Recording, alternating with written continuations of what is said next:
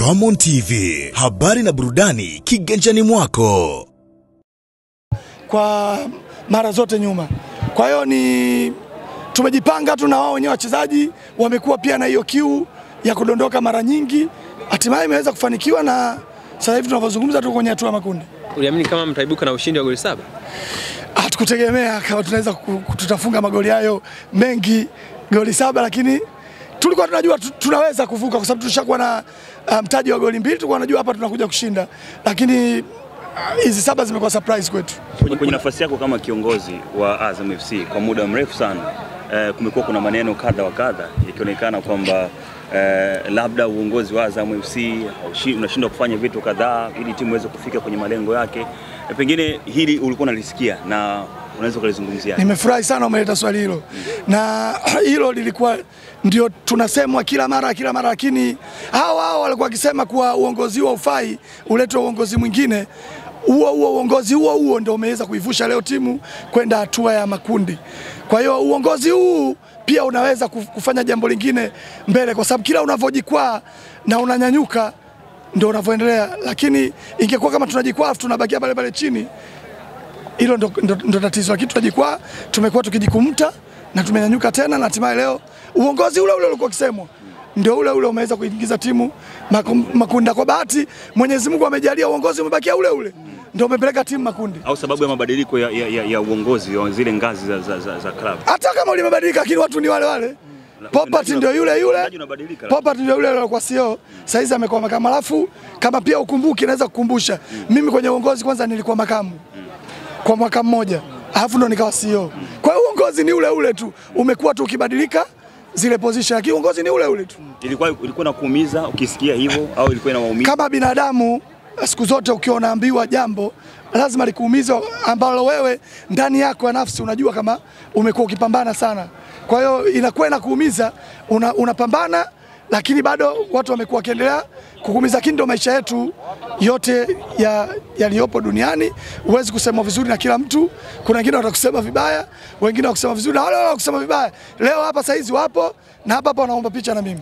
Tuseme ile Nimekuwa na kocha mwenye simu kubwa sana, Forai Bengi, na alikuwa akizungumza hata vijiweni kwamba mmoja wa kocha ambaye alikuwa dhahiri shairi atapeleka Azam anapohitajika.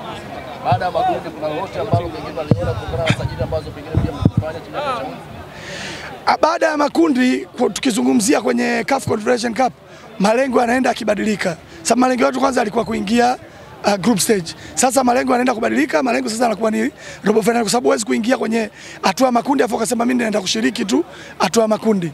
Kwa hiyo sasa hivi dhamira yetu ni kwenda kwenye hatua ya robo finali. Machozi ambayo yametoka hii leo kutoka kwako yana maana gani sana?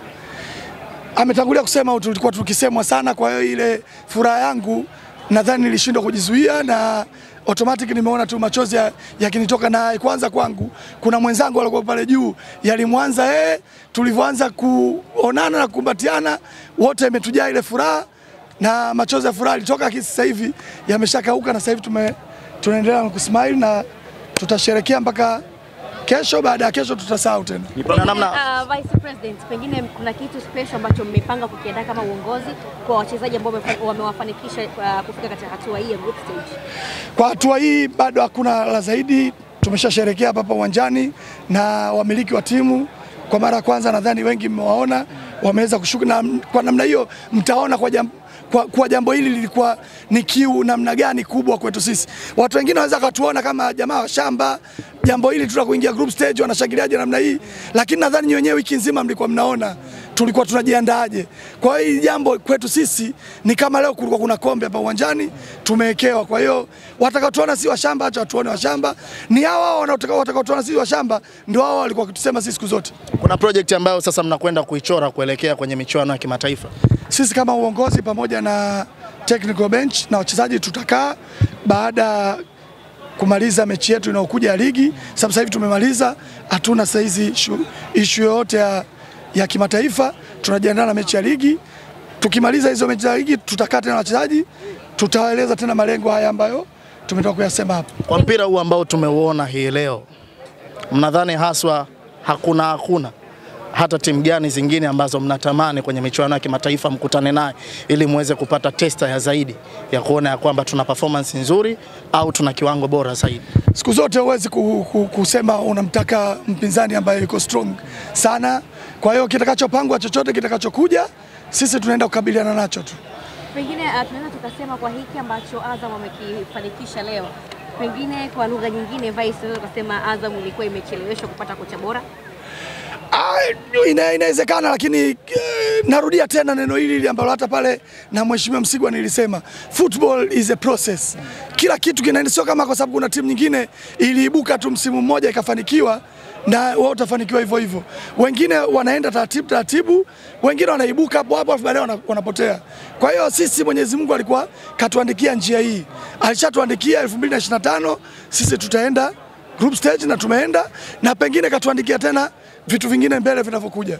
Kwa hiyo kocha Ibenge kwa uzoefu wake ametupeleka kwenye group stage, lakini pia tunawashukuru na makocha wengine walotangulia, nao wamefanya kazi yao kuitengeneza timu mpaka kufikia hapo. Kuna baadhi ya mashabiki wanajiuliza pengine labda Azam FC wanataka kuifananisha na Mamelodi Sundowns kwa kila kitu ambacho alichokuwa nacho. Nyinyi mkiwa kama viongozi mnaiona Azam FC ikielekea huko? Sisi Azam Football Club, sisi sio Mamelodi, sisi sio Al Ahly, sisi sio Pyramid.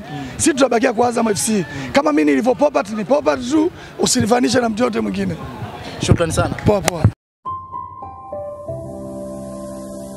Ramon TV, habari na burudani kiganjani mwako.